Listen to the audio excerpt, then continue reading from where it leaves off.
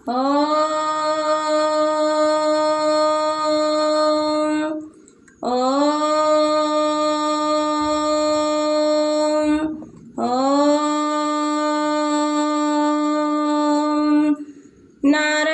नमस्कृत्यं नरं चैव नरोत्तमं देवीं सरस्वतीं व्यासं ततो जयमुदीरयते मूकं करोति वाचालं पङ्गुलङ्घयते गिरिं जयकृपातमहं वन्दे परमानन्दमाधव। गोविन्द गोविन्द गोविन्द बधुगळुछि मकरन्द पान करी हेळे तरिले से ब्रजनारीଙ୍କ ପୟରେ ମନ ମୋର ନିରନ୍ତରେ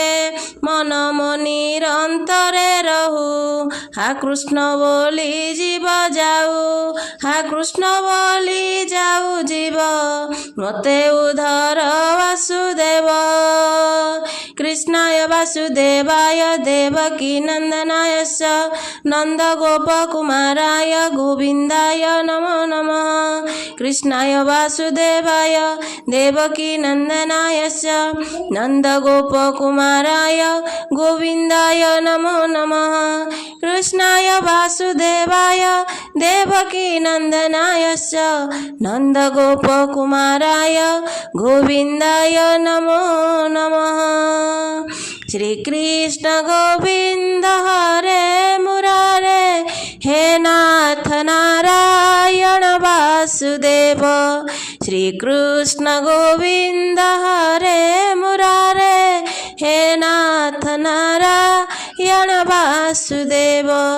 हे नाथ नारायण वासुदेव हे नाथ नारायण वासुदेव। जय जय श्री कृष्णाय नमः। चतुर्थ अध्याय श्री कृष्ण का जन्म। कहन्ति सुक मुनि हसी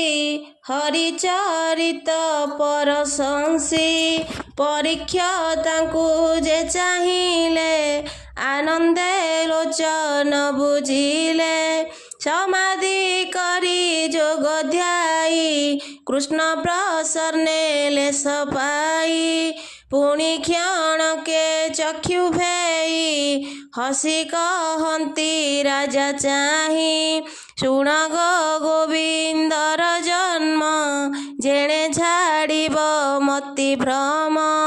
सूर्यर तहु षड ऋतु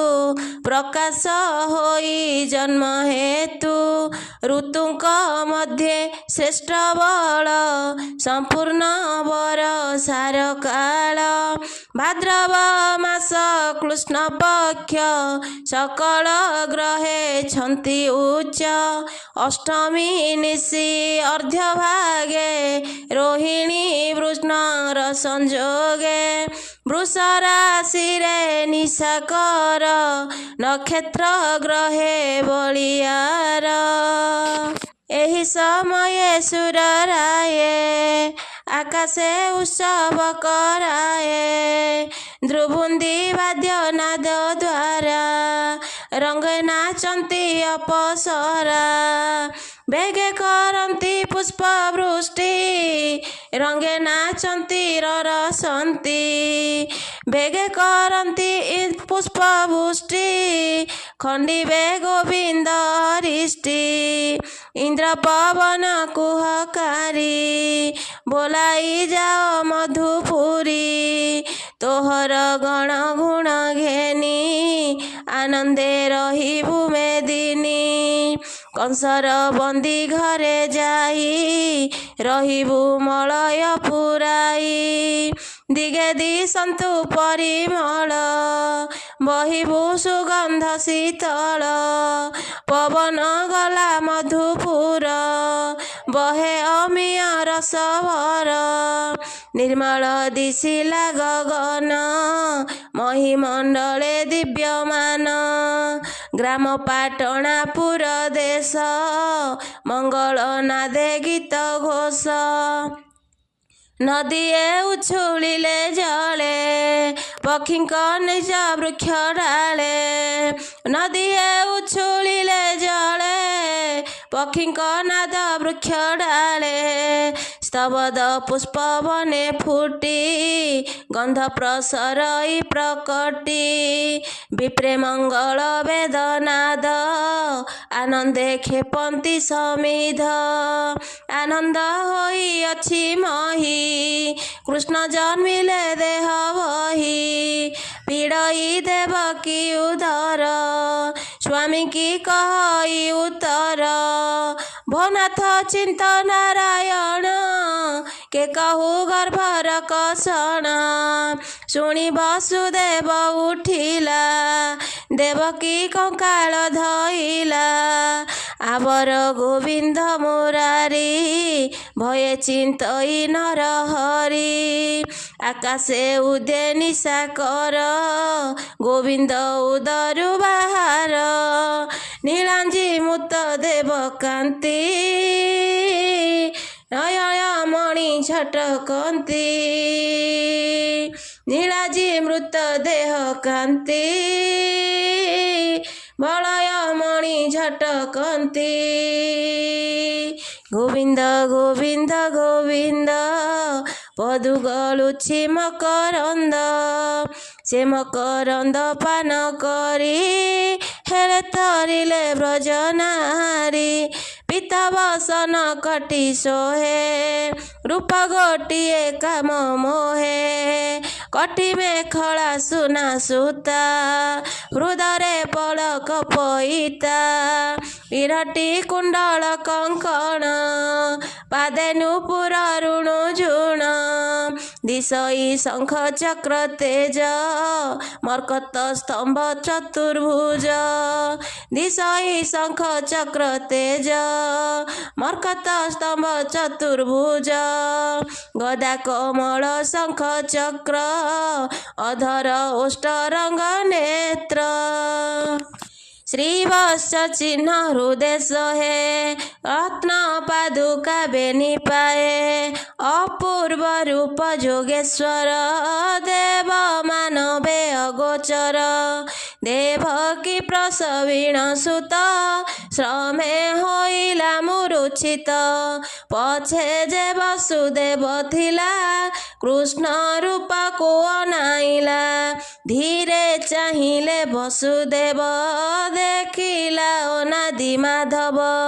କ୍ଷଣେ ରହିଲା ସ୍ଥିର ହୋଇ କୃଷ୍ଣଙ୍କୁ ଦେଖି ବିଚାରଇ ପୁଣି ହରିଲେ ହରିଜ୍ଞାନ ଚକିତ ଚିତାଇଲେ ମନ ଧ୍ୟାନରେ ଗଙ୍ଗା ସ୍ନାନ କଲା ଅୟୁଧେ ଧେନୁ ଉଚ୍ଚରିଲା ଏ ପୁତ୍ର କଂସନ ମାରିଲେ ଦେବଇ ଅଳଙ୍କାର ତୁଲେ ଏ ପୁତ୍ର ନମଲେ ମୋହର ପୂଜିବି ପ୍ରଭୁଙ୍କ ପୟର ଚାହିଁଲା ଗୋବିନ୍ଦ ବଦନ ପୁଣି ପାଇଲେ ଦିବ୍ୟ ଜ୍ଞାନ ଭये କମ୍ପଇ ତା ଶରୀର ଏତ ଅନାଦି ଚକ୍ରଧର ମୁଛାର ମନୁଷ୍ୟ ଅଧମ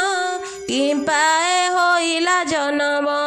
କି ବୃଦ୍ଧି କରିବଇ ମୁହିଁ କଂସକୁ ବର ଯେ ହୁଅଇ କୃଷ୍ଣ ଚରଣେ ଦେଇ ଶିର ସଧୀରେ ବୋଲଇ ଉତ୍ତର ତେଜେ ଉଜ୍ଜଳ ବନ୍ଦୀ ଘର ତେନେ ଦିଶେ ଅନ୍ଧକାର କର ଅଞ୍ଜଳି ଶିରେ ଦେଇ ସ୍ତୁତି କରଇ କୃଷ୍ଣେ ଚାହିଁ କହଇ ବସୁଦେବ ଶୋକେ ତୁ କିମ୍ପା ଜାତ ନର ଲୋକେ ତୋହର ଆଦି ଅନ୍ତ ନାହିଁ ପ୍ରକୃତି ତୋତେ ନ ଜାଣଇ କେବଳ ସୂକ୍ଷ୍ମ ରୂପେ ଶୂନ୍ୟ ମୁନିଙ୍କ ଚିତେ ଜ୍ଞାନ ଗମ୍ୟ ତୋହର ମାୟାରେ ଜଗତ ତୁ ଯେ ହୋଇଲୁ ଦେବବନ୍ତ ମହତ ଆଦି ପଞ୍ଚଭୂତ ସୃଷ୍ଟି କରନ୍ତି ଆତଜାତ କହନ୍ତି ଅନ୍ତକାଳେ ଜୀବ ନାହିଁ ତାହାଙ୍କର ସମ୍ଭବ ବୃଦ୍ଧି ଲକ୍ଷଣ ଗୁଣ ଘେନି ତୋତେ ଚିନ୍ତନ୍ତି ଆତ୍ମଜ୍ଞାନୀ ନାହିଁ ଦେଖିବେ ଦେହବନ୍ତ କାହାର ଭିତରେ ଅନନ୍ତ ଜଗତ ଦେଖିବେ ଠାକୁର ବେଶିବେ ପୁଣି କରୁଅର ଜଗତ ତୋହ ଠାରୁ ଜାତ ପାଳିଣ ପୁଣି କରୁ ଜାତ ଜଗତ ଉପୁଜିଲା କାଳେ ଅରୁଣ ହେଉ ଯୋଗ ବଳେ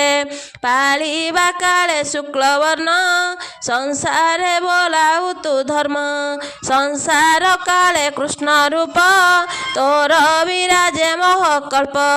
ତୁ ଏବେ ମୋର ଘରେ ଜାତ ଅଂଶେ ହୋଇଲୁ ଦେହବନ୍ତ ଜାଣିଲି ଯେତେକ ଅସୁର ନାଶି କରିବୁ ମହିସ୍ଥିର ତୋହର ଜନ୍ମ ମୋହ ଘରେ ଶୁଣିଣ କୃଷ୍ଣ ଗୋପ ଭରେ ତୋହର ଜନ୍ମ ମୋହ ଘରେ ଶୁଣିଣ କଂସ କୋପ ଭରେ ଛପୁତ୍ର ମାଇଲା ମୋହର ତୁ କି ନ ଜାଣୁ ଚକ୍ରଧର ପ୍ରହରୀ ମାନେ ଜଗିଛନ୍ତି ଶୁଣିବେ ବୋଲି କଲେ ଭ୍ରାନ୍ତି କଂସକୁ କହିବେ ତୁରିତେ ସେ ଆସି ମାରିବଟି ତୋତେ ମୋତେ ହିଁ ତୁ ହିଁ ରକ୍ଷା କର ମୁଁ ଛାର ମନୁଷ୍ୟ ମାତର ତୋତେ ହିଁ ତୁ ହିଁ ରକ୍ଷା କର ମୁଁ ଛାର ମନୁଷ୍ୟ ମାତର ଏ ମନ୍ତ ଚିର ଛାଳି ଶୋଭ କମ୍ପଇ କୃଷ୍ଣ ମୁଖ ଚାହିଁ ଏ ମନ୍ତ ଗଡ଼ ଘାଳି ଶୋଇ କମ୍ପଇ କୃଷ୍ଣ ମୁଖ ଚାହିଁ ଶୀତଳ ବହଇ ପବନ ଦେବକୀ ପାଇଲା ଚେତନ ଚକ୍ଷୁ ଫେରିଣ ଚାହେଁ ଧୀରେ ଯେନେ ଉଦୟ ନିଶା କରେ ଚାହିଁଲା ପୁତ୍ରର ବଦନ ଚକିତ ହୁଏ ଛନ୍ନ ଛନ୍ନ ଅପୂର୍ବ ପୁରୁଷଙ୍କ ଉତ୍ତମ କିୟ ବା ପ୍ରଭୁ ଭଗବାନ ଆନନ୍ଦ ମୂଳ ଜ୍ଞାନମୟ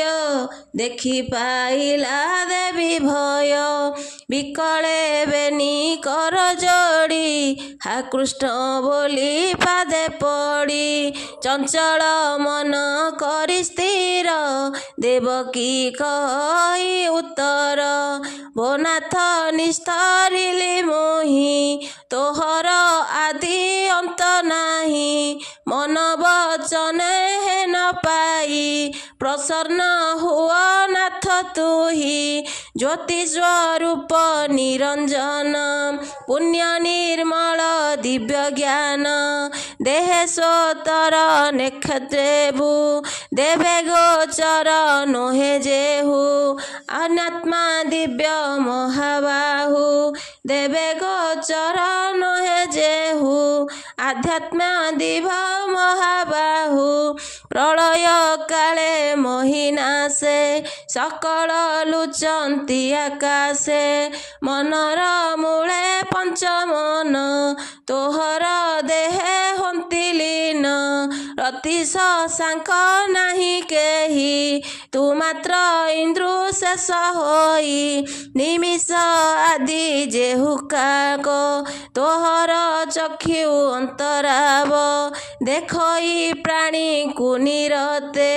କରଇ କ୍ଷଣେ କ୍ଷଣେ ଗ୍ରସ୍ତେ ଶରଣ ତୋର ପାଦ ଯେହୁ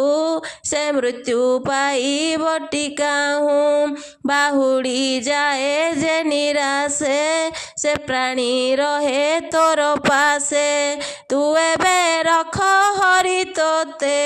କଂସକୁ ନ ଯାଇ ପରତେ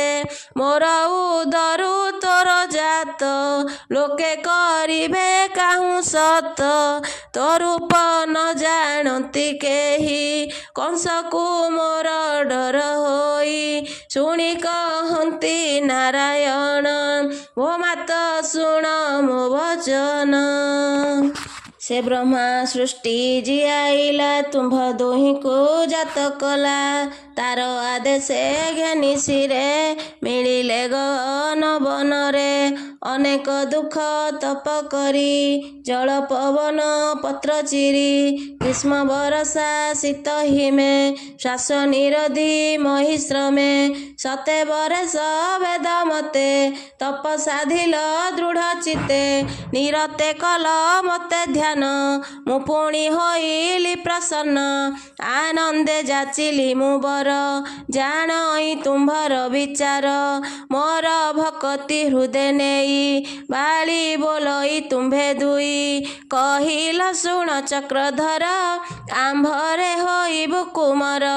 ମୋହର ନାମ ଭାବଗ୍ରାହୀ ଜନ୍ମିଲେ ନିଜ ଦେହ ବହି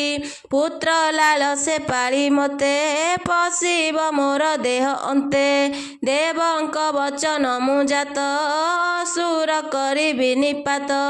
ଦେବଙ୍କ ବଚନେ ମୁଁ ଜାତ ଅସୁର କରିବି ନିପାତ ଏବେ କଥନେ ନାହିଁ ବେଳ ମୋତେ ଘେନିଣ ବେଗେ ଚଳ ନନ୍ଦର ଘରେ ମୋତେ ଥୋଇ କନ୍ୟାକୁ ଆଣ ପାଲଟାଇ ଏମନ୍ତ କହି ନରହରି ନର ବାଳୁତ ରୂପ ଧରି ଗୋବିନ୍ଦ ଆଜ୍ଞା ଘେନି ଶିରେ କୋଳେ ଧଇଲେ ଚକ୍ରଧରେ କୋଳେ ଧଇଲେ ଚକ୍ରଧରେ ଗୋବିନ୍ଦ ଆଜ୍ଞା ଘେନି ଶିରେ ଶ୍ରୀକୃଷ୍ଣଙ୍କୁ ଘେନି ବସୁଦେବଙ୍କ ନନ୍ଦ ଘରକୁ ଯାତ୍ରା ବୋଲାନ ଦେଖବାର ହରି ହରି ବୋଲ ଫିଟିଲା ପାଦର ସାଙ୍କୁଳି ବାଟ କଢ଼ାଇଲା ବିଜୁଳି କୋଳରେ ଦେଖି ନାରାୟଣ କବାଟ ଫିଟିଲା ତକ୍ଷଣ ନିଦ୍ରାରେ ମୋହିତ ସକଳ ବୃଷ୍ଟି କରନ୍ତି ମେଘମାଳ ନିଦ୍ରାରେ ମୋହିତ ସକଳ ବୃଷ୍ଟି କରନ୍ତି ମେଘମାଳ ତିନ୍ତିବା ଦେଖି ଜଗନ୍ନାଥ ଫଣାରେ ଢାକିଲା ଅନନ୍ତ ଘେନିଣ ଯାନ୍ତେ ଭଗବାନ ଆଗେ ଓ ଗାଳେ ଉଗ୍ରସେନ ବୋଲଇ କାହିଁ ଉରେ ଚୋର ନିଶାରେ ହୋଇଛୁ ବାହାର କଂସ ପ୍ରତାପ କି ନ ଜାଣୁ ଚିନ୍ତେ କେ ମନ୍ତେ ପରିମାଣୁ ଜୀବନ ଆଜି ହରାଇବୁ କୁଳ ସହିତ ନାଶ ଯିବୁ ଶୁଣି କମ୍ପଇ ବସୁଦେବ ବିପତ୍ତି ହେଲୁ କି ଦହିବ ହା କୃଷ୍ଣ ବୋଲିଣ ବିକଳ ଚକ୍ଷୁରୁ ବହେ ଅଶ୍ରୁ ଜଳ ବୋଲଇ ଉଗ୍ରସେନ ଚାହିଁ ପୁତ୍ରକୁ ନେଉଅଛି ମୁହିଁ ଯେବେ ବାଳକ ତୋର ଜାତ ସବୁଙ୍କୁ କରିଲୁ ସେ ହତ ଶୁଣି ଆରତ ବସୁଦେବ ବିକଳେ ଚିନ୍ତଇ ମାଧବ ପିତାର ଦେଖିଣ ବିକଳ କହନ୍ତି ପ୍ରଭୁ ଆଦି ମୂଳ ଏକଥା ପ୍ରଗଟନ କର ଆମ୍ଭେ ଯିବୁ ଗୋପପୁର ତୁ କି ନ ଜାଣୁ ଉଗ୍ରସେନ ଆମ୍ଭେ ଯେ ପ୍ରଭୁ ଭଗବାନ ଭାରା ଯେ ନ ସହିଲା ମହି ତାହା ଯେ ନିବାରିବି ମୁହିଁ ଶୁଣି କହଇ ଉଗ୍ରସେନ ଦେଖାଅ ଶଙ୍ଖ ଚକ୍ର ଚିହ୍ନ ଭୃତ୍ୟରେ ଯୋତେ ଭାବଗ୍ରାହୀ ଦେଖାଅ ଶଙ୍ଖ ଚକ୍ର ତୁହି ଭୃତ୍ୟରେ ତୋତେ ଭାବଗ୍ରାହୀ ଶଙ୍ଖ ଚକ୍ର ଚିହ୍ନ ଦେଖାଇ ସ୍ତୁତି କରିଣ ଉଗ୍ରସେନ ଚରଣେ କଲା ପରିମାଣ ସ୍ତୁତି କରିଣ ଉଗ୍ରସେନ ଚରଣେ କଲା ପ୍ରଣାମ ଶ୍ରୀମୁଖେ ତାକୁ ଆଜ୍ଞା ଦେଲେ ନୃପତି ହୋଇବୁ ବୋଇଲେ ଶ୍ରୀମୁଖେ ତାକୁ ଆଜ୍ଞା ଦେଲେ ନୃପତି ହୋଇବୁ ବୋଇଲେ ଓಂ ନମୋ ବାସୁଦେବାୟ ନମଃ ଉଗ୍ରସେନଙ୍କୁ ପୁଷ୍ପମାଳି ହର ସେ କୃଷ୍ଣ ଦେଲେ ତୋଳି ତହୁଁ ଚଳିଲା ବସୁଦେବ ପଥେ ନ ରହି ଏକୈଳବ ନଦୀର ତୀରେ ଯାଇ ମିଳି ଦେଖିଲା ଯମୁଲା ଉଛୁଳି ଯମର ଭଗିନୀ ଯୁକତ ଗଭୀର ସେ କରିବ ଅନ୍ତ ବହି ଅତି ପରଖର ପେଣରେ ଦିଶେ ଭୟଙ୍କର ନଦୀରେ ପଶିଲା ବହନ କାତରେ ଅତି ଭୀତ ମନ ନାସାରେ ପଷଣତେ ପାଣି ଶିରେ ବସାଇ ଚକ୍ର ପାଣି ବୁଡ଼ିଣ ଯାଇ ବସୁଦେବ ହୃଦେ ଚିନ୍ତିଲେ ପଦ୍ମନାଭ ହରିଙ୍କି ଦେଖି ଭୟ କଲା କାଲି ବନ୍ଧରେ ବାଟ ଦେଲା ହରିଙ୍କି ଦେଖି ଭୟ କଲା ବାଲି ବନ୍ଧରେ ଘାଟ ଦେଲା ବହିଲା ନଦୀ ପାରୁ ହୋଇ କୃଷ୍ଣକୁ ହୃଦୟରେ ଲଗାଇ ମିଳିଲେ ଯାଇ ଗୋପପୁରେ ତକ୍ଷଣେ ନନ୍ଦର ମନ୍ଦିରେ ନିଦ୍ରା ମୋହିତ ସର୍ବଜନ ଭୟେ ଚାହିଁଲେ ଛନ ଛନ ଅମ୍ବିକା ହୋଇଛନ୍ତି ଜାତ ଜଗତ ନିଦ୍ରାରେ ମୋହିତ ଯଶୋଦା କୋଳେ କୃଷ୍ଣ ଥୋଇ କନ୍ୟା ଆଣିଲେ ପାଲଟାଇ ମିଳିଲା ଦେବକୀ ନିକଟେ ତକ୍ଷଣେ ପଡ଼ିଲା କବାଟେ ଲାଗିଲା ଚରଣେ ସାଙ୍કોଳି ଦୁହିତା ଛାଡ଼ିଲା ବୋବାଳି ହରିଚରିତ ସୁଧାବାଣୀ ଶୁଣି ନିର୍ମଳ ହୁଅ ପ୍ରାଣୀ କୃଷ୍ଣର ଜନ୍ମର ସଂସାର ଶୁଣି ସଂସାରୁ ହୁଅ ପାର ପରୀକ୍ଷା କହେ କୋତେ ମୁନି ଗୀତ ମୁନି ଭରିଲି ଆଣି ପରୀକ୍ଷିତଙ୍କୁ କହେ ମୁନି ଗୀତେ ମୁଁ ବି କରିଲି ଆଣି ପୁରାଣ ଶ୍ରୀ ଭାଗବତ କହଇ ବିପ୍ର ଜଗନ୍ନାଥ କହଇ ବିପ୍ର ଜଗନ୍ନାଥ ପୁରାଣ ଶ୍ରୀ ଭାଗବତ ପୁରାଣ ଶ୍ରୀ ଭାଗବତ କହଇ ବିପ୍ର ଜଗନ୍ନାଥ।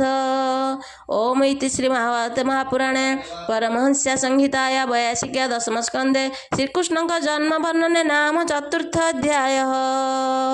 हरोल आनंद कवार हरि हरि बोल।